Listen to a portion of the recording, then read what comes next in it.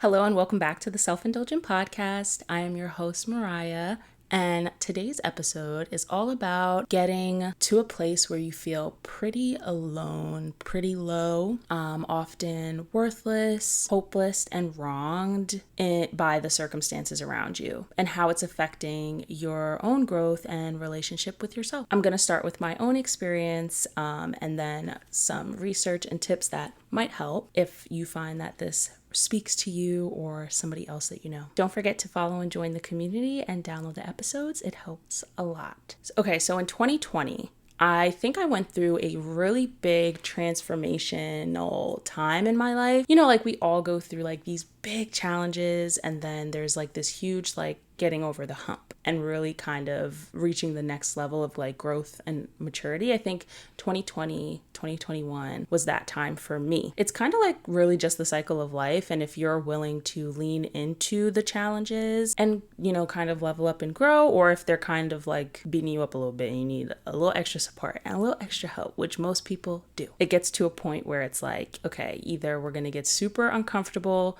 not changing to the point where now it is more harmful to stay the same and continue in the cycle than to actually the fear of just growing and handling things and being different. So even though that sounds really exciting, this whole leveling up and the changes that I made in 2020, there's a lot of discomfort that can come with growth and the newer versions of ourselves. And I don't think it's talked about enough. So like, yes, growth and change is uncomfortable, but being on the other side in this new space is also uncomfortable. So after the hump, there is a period of like, am I going to regress? Did I actually effectively make change? I'm still that same person that I was a year ago, even though there are little changes and it takes time to change. And that's why it can feel like we're not really moving when we always are. So when we're not used to a newer version of ourselves, we can definitely feel less secure in it, even though we're like, wow, it's like, I'm really looking at things differently. I really feel confident in the way that I'm starting to think and the mindset shifts that I'm having. There's still a lack of security because it is not stable yet. So I just wanted to name that part of transformation and growth because it's definitely not talked about enough. We talk about the precursor, but there is also that, how do I sustain it once I've kind of got it a little bit? Okay, so during 2020, well, I guess it started really in November of 2019, where I was kind of reaching the rock bottom that was required, really just to kind of get out of it. So I had just been diagnosed with lupus, and then I had a really challenging fall, working full time, going to school full time, completing my bachelor's. I was a manager at a lash studio. I will never manage people again. It's not for me, and that's fine. That's totally fine. I'm cool with that. I know that about myself. I don't want to do it. But I definitely was hitting rock bottom. I was severely depressed, very irritable. I remember honestly being really moody and probably very nasty to the people that I cared about and loved. There was so much drama at work. I just had this new diagnosis. I was really just miserable at the end of the day. Like, I don't even know how I got out of the bed. And this is why it's so important to remember that everybody is different, because just because you are able to get out of the bed, because, you know, some people can't get out of the bed, but just because you are able to get out of the bed doesn't mean, and complete the task at the end of the day, right? To get things done, right? It doesn't mean that you are not suffering internally. You can still function in those ways and feel miserable. And oftentimes people detach and go on autopilot, and that's how they're able to do those things. It's just a little caveat. So in December of 2019, I decided to visit my aunt in North Carolina, and I think it was a 2-week vacation, and I just remember like crying and being super upset about not wanting to go back. Like, I was having a literal like panic attack, like breakdown of just like, I don't want to go back. I don't want this vacation to end. And I think that like kind of breakdown was the turning point for me. Something had to change. Like it was a situation, and I've noticed this when I've made big pivotal changes in my life, I get to a point where I'm like, I'm not going to make it. I cannot keep doing these things the same way. I can't. And so that is always kind of where I get, which I got to work on not getting to such a low point. But it's just like, I know that if I have to go through this again in the same way, I'm not going to make it. And I don't know what that means, but it's just, it can't happen. So I created before I went back home, I created a new Instagram page, as one does when they are having an identity crisis. And no, seriously though, I think where it came from was I wanted to be able to express myself. It really started out as like a mental health page. I really wanted to kind of just journal in a way, in a form, looking for, again, community. I think, I've talked about in the first episode, maybe sometime before this, don't even remember already, but I may have talked about how like community is extremely, I think, important to me. Connection is extremely important to me.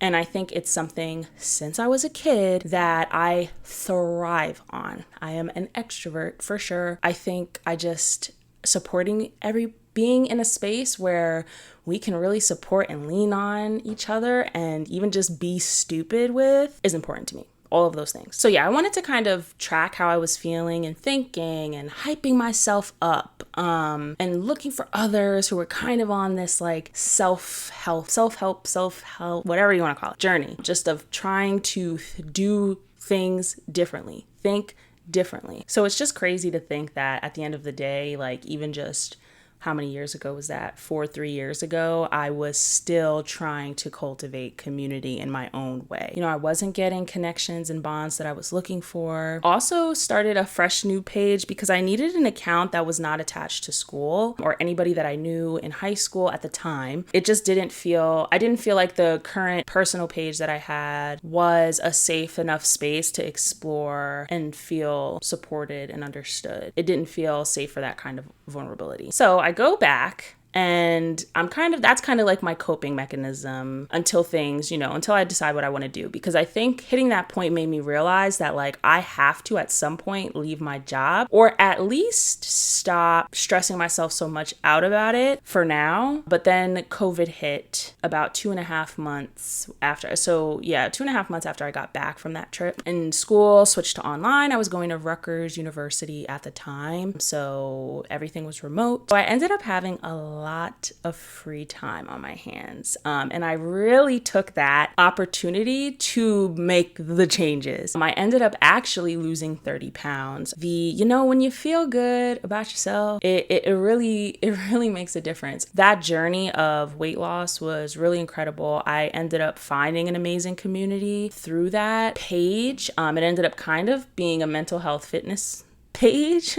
The fitness community in 2020 was really cool. Like I found some really, really cool people who, and I'm not talking about like big names or anything like that, or like people with crazy amounts of followers. I'm talking about people who are trying to do the same thing that I'm trying to do at the level that I'm at. But so yeah, I just from at-home workouts, I lost like 35 pounds, and I really just was working on my mindset. Why did I just tell you all of that? Because the biggest mindset change that I went through during that time period was breaking out of the victimhood mindset or feelings of victimhood. Before we get into this, I want to caveat that I am not talking about victims of all types of abuse. I'm not directly or specifically talking about victims and survivors of serious abuse. I'm talking about a general victim mindset, which I'm going to explain more about in a minute. I think it's more of a general feeling of being very mistreated or wronged that can come from a variety of experiences. So for me, I think I had a lot of resentment towards my parents for how strict they were with me, even during that time. I had more freedom during that time. Because I was an adult, but there were still things that were in my eyes like, how is this a thing? But growing up, yes, I was I think it just kind of just was festering over the years. Even as I got a little like more and more freedom, there were things that whether I missed out on or didn't get to explore for myself really. I understand now a lot of the things, but I do think that it is important to go through certain experiences on your own and to learn the lessons, even if they're mistakes, to learn the lessons. And the mistakes that I did make or the lessons that I did learn, regardless of kind of the my stricter household, I'm grateful for. Were some of them painful? Yeah. But I am very still grateful for them. So I think the strictness of the household, I ended up attributing to the reason why I didn't have many close friends. I think it's really hard in your early 20s, late teens, if you don't have at least some form of connection with most of your peers. I think I had friends from work, but I think what I was looking for was more just I was looking to be seen truthfully, for who I was. And then so with that kind of resentment, right? And then being bullied a lot growing up and feeling taken advantage of for being like naive and sheltered. And then I felt super used and abused by my job. Definitely have the people pleaser problem, and would go above and beyond to still be treated like garbage, as I think most of us in retail, serving, all those types of jobs often feel, to be extremely underpaid. When I started working, I think minimum wage was $8.38 at the time. And the amount of hours and time I was putting in, that's criminal. And I know there's a lot of us who have experienced the same thing. So it was just that. I think it felt a lot of I just felt lots of disrespect, lots of unacknowledgement, lots of worthlessness. But yeah, I was definitely still a people pleaser. I still am working on the people pleaser things. We'll dive into that in another episode, because that's also a very complex topic and a very complex issue to deal with. It is very hard to come out of that people pleaser role because of the ways in which it is ingrained and the way it develops. So anyway, with all of that, then I was diagnosed with lupus.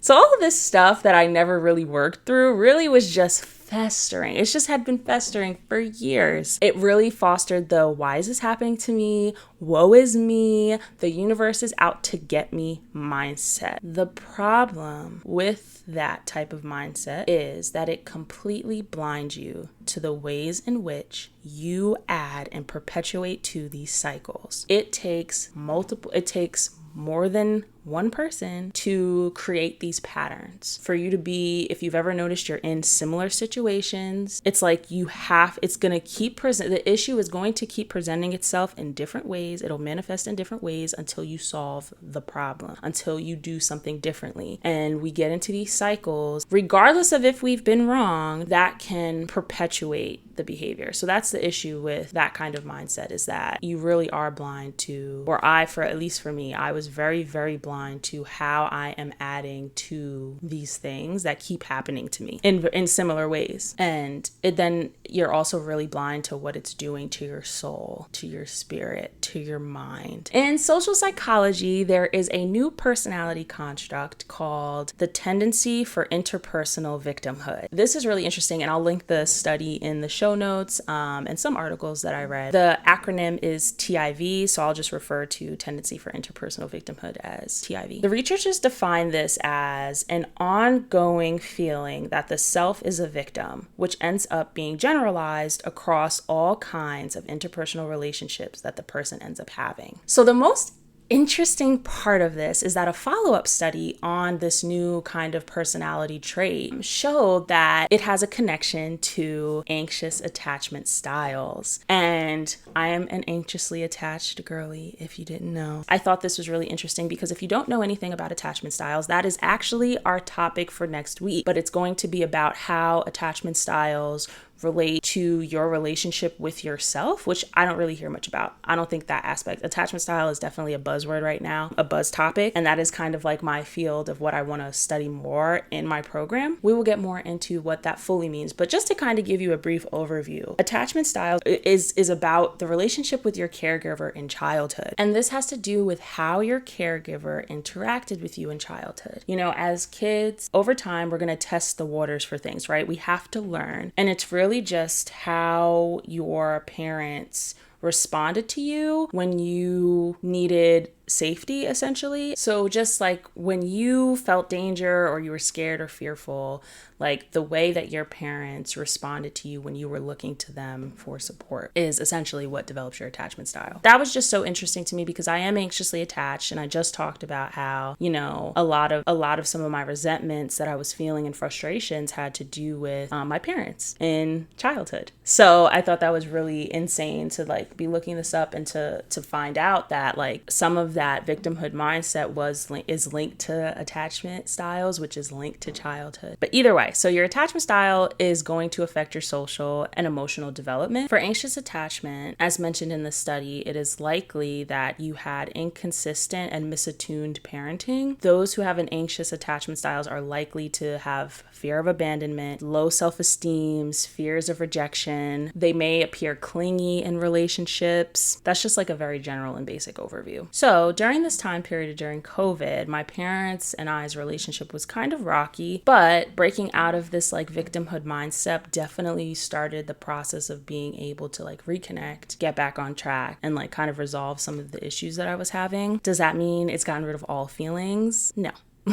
But I'm in a much better place. Let's talk more about some of the things you may be feeling if you're trapped in like this victim mindset, or TIV. So a few noted were feelings of hopelessness, feelings of no control over your life. So this can all look very similar to depressive symptoms. Resentment, anger, frustration, rumination on ways you've been wronged, feeling like everyone is against you. You could be very passive aggressive, lots of guilt and shame, and pessimism. I felt so trapped. Like I felt all of these things. Every single one of these things I felt, and I said before, like I was clearly severely depressed. I think underneath it all, I just felt very betrayed and misunderstood. And ultimately, I was hurting myself. Like I was choosing to stay miserable. I would really remember just like thinking myself into a bad mood, and I don't even know if I was fully aware that I was doing it, but I would literally think myself into a bad mood because I just had all of these things that I was so frustrated and angry about, and I just felt wronged, almost searching for things to piss me off. And when I think and I look back and I reflect on it, I actually think that I was looking for a sense of justice. Like I wanted everybody to take accountability for how they've ever treated me, how they've ever wronged me, or how they've all just collectively hurt me. So I would just end up reaffirming all the ways that I've been done wrong, all the ways people have hurt me, and the million reasons why others were wrong for what they've done. At the end of the day, I was perpetuating this cycle. I kept it going. I would enable people and not speak up for myself. I would just let the same things happen over and over again. I wasn't honest with myself or others. I was so afraid of conflict, and I just chose to just be pissed off instead. I just felt like at the time, if I would never do something to you, then you should, one, know why I'm mad, and two, know what you did wrong, because I would never do that to you, because it was just unthinkable in my eyes what you did. Now, I think we all know there's a few things wrong with that mindset. There's a lot of things wrong with that mindset, actually. Okay, so let's get into them, because this is all related to victimhood, 100%. The key things that I want to express that are, maybe I shouldn't say wrong, that were not serving me in that mindset. I was essentially putting myself on a pedestal as this like righteous person who always makes the right choices, which is very false. This is very false. And this is why it was so hard to see how I was contributing to the problems I was having. And then what also would happen is if I did make a mistake, right, I had a bunch of shame and guilt because I had myself on this righteous pedestal, and then I'm doing something and then having lots of shame, guilt, denial about it. Okay, so number 2, why this mindset was it's not serving me. We're all different. Just because I wouldn't do something or say something does not mean that somebody else will not. Like, obviously, there's things that people shouldn't do to each other, but then it's up to me to like remove somebody like that from my life. Like, we all handle situations differently. Everyone has their own history, moods, behaviors, thoughts, habits, feelings. Number 3, essentially, I was enabling myself to not address the issues I was having with others or myself, really. I'm letting myself continue to be the victim by not addressing anything. I'm never getting closure. I'm not strengthening my voice. I'm not learning how to navigate conflict in a healthy way. All because I feel like people should know how to treat me. No, we have to teach people how to treat us, guys. We have to teach people how to treat us. Nobody is a mind reader. We make mistakes, and others are going to make mistakes. They're going to, especially if it's somebody you want to have in your life across years. You know, we're constantly changing all the things. And so to extend grace in that way, but to also teach somebody how to treat you is really important. And then, you know, you can decide when, hey, if they're not learning the lesson, all right, I'm sorry, I'm going to have to expel you. Like, that's that. But there's a way, instead of just like internalizing it all. And just letting people really just walk all over you. But we can't get there if we're not communicating. Like, I'm learning now that I never want to be in a place where like somebody can say, oh, well, she never told me that. I didn't know that. Like, how was I supposed to know? How could I, you know, I don't want that. Like, I always want to feel like I tried my best, that I spoke my truth, and that I was true to myself and honoring my voice. And then with that, I can at least say that I tried with my best intentions at heart, because I'm finding peace in my attempts and intentions. Y'all, this is still a work in progress. I'm still working on all of this. It's especially hard for people pleasers, which will be in another episode. There's going to be new people that come in your life that are going to test those old ways of being, the old habits, the old feelings. There are people who are going to walk in and trigger those things, and it's up to you to kind of stay on track, have your boundaries ready, and work through them. So let's talk more about how we can move out of this like victim mindset. Number one, let's get really, really clear on your wants and needs. I think when you are in an extreme place of hurt and pain, as people in this mindset are, this can be extremely hard. Making this list can be really hard, because ultimately we just want the pain to stop. We want the pain to stop. So focusing in on like, what are my wants and needs, like when you just have this general, I just want it to stop, can be difficult. Now, despite this, I want you to get a notebook or use the notes app on your phone, whatever, and start with relationships, all kinds, and how you want to be treated, what you're looking for from the people that you're close to. What are your wants and needs? What are the type of people that make your heart swell? And mostly, who do you want to be? What does that person want from themselves? What kind of relationship do you want with yourself? So once you have this list, understand that your wants and needs are your responsibility and no one else's. Meaning that you are going to interact with people who cannot and will not meet you where you're at. So it is your responsibility to walk away from them and to speak up, and then if need be, walk away from them. Number two, say no.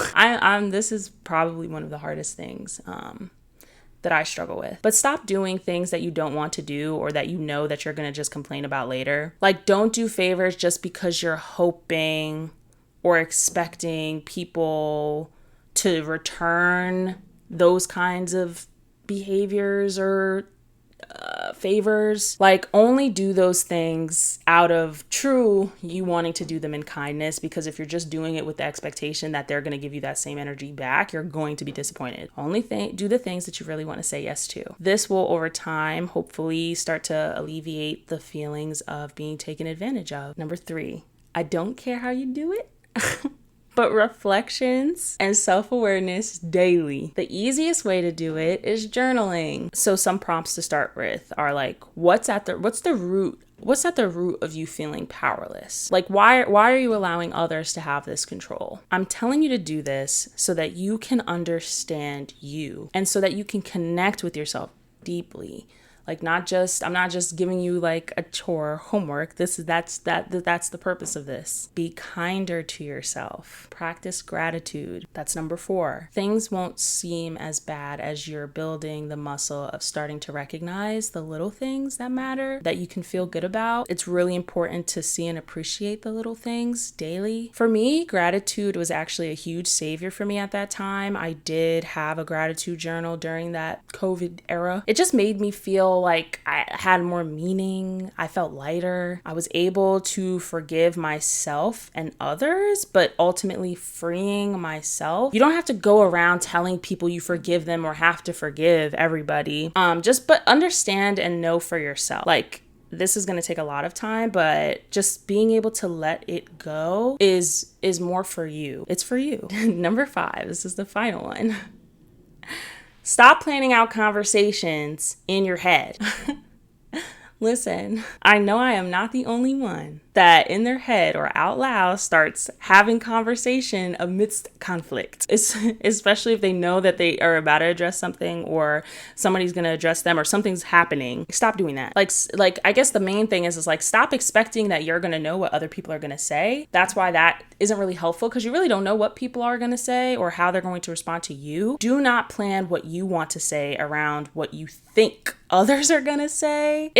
It's okay to get clear on what you want to express to someone and your intentions, of course, like before you step into a conversation. You can't control a conversation, and be strong in what you want to say, but also listen. Okay, beautiful souls. That is all of my tips and experiences on this topic. But before we wrap up, I do have some reflections that I want to leave you with, and I think I want to do this every episode. This is meant to help you connect and indulge in yourself. So we're going to go back to the earlier point of writing down your wants and needs, as I mentioned before, but I want you to ask yourself, which ones seem particularly hard or unattainable? Ask yourself like why this want or need seems just impossible to you, or you feel like disconnected from it, or just like you can't get that. What's stopping you? What are your limiting beliefs around that? And that's it. Thank you guys so much for listening, especially if you made it to the end. Don't forget to follow the Self Indulgent podcast and download the episode. All of our social medias will be located in the show notes, and tune in next Tuesday for the next episode. And remember to indulge in yourself for once. Have a great week.